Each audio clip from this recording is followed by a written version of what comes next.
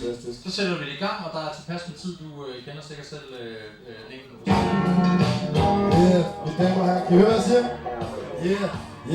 Mit navn er Pede, og jeg skal prøve at lave en smule fed rap på baggrund af vores lille debat.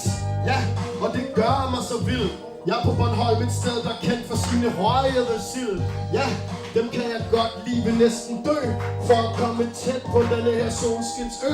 Ja, her vil jeg holde en fri dag, imens jeg snakker politik, der er sagt af Medina. Ind på Instagram, hun er ikke klam. Nej, lad mig bare sige det lige frem. Ja, I kan se, det er PDB, der perspektiverer det til DDR. Ja, og DDR, det var ikke okay. Jeg vil næsten væde mine B&O-play på, at vi ikke skal tilbage til de tider. Det er noget, som jeg slet ikke tror, der er nogen af jer, der gider. Nej, vi skal ikke tilbage til 80'erne, ligesom Ben Bur, eller dengang DDR, de havde censur. Nej, det kan man slet ikke ønske sig, fordi så vil vi som samfund føle os som nogle kvej. Ja, skævt er det en skæv vridning. Ja, det er ikke ligefrem nogen fed ting.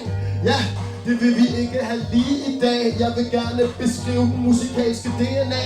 Den musikalske DNA, der drejer sig om, at man ikke skal have en hjerne, der er alt for tom. At man skal prøve at komme ud med sine budskaber, så man ikke bare føler sig som en eller anden cool taber. Nej, man skal sige det, man har derinde, så det kan komme frem til en ven eller en fjende, så de andre også kan forstå og få en lille smagsprøve på, hvad man går og tænker på. Jo, jeg skal ikke være barnlig. Jeg vil ikke bare have et debatmiljø, der er ufarligt. Nej, det er okay, hvis det kommer en smule op derhen, hvor folk i politik kan få en blodprop. Hvor de tænker, nej, du siger med dine ting, der ikke er så sej. Ja, det er egentlig bare fint nok. Lad os blande det hele med lidt popmusik og hiphop. Ja, jeg er ham fra klassen, der i gamle dage lyttede til Alex Nyborg Madsen. Men jeg ved ikke, hvem det er, du refererer til lige der, så jeg vil bare komme tilbage til nogle radio-klichéer.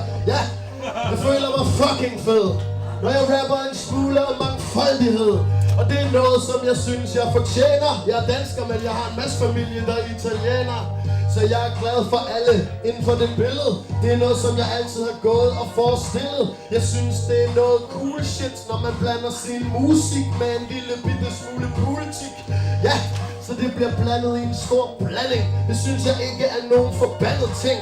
Nej, man ville være en tåb, hvis man til den aller sidste dråbe ikke gad give os en smule håb. Ja, jeg synes, det har været rigtig cool det her. Men Frej, han har ikke flere steder, så jeg tror, vi slutter her. Tusind tak. Hej med!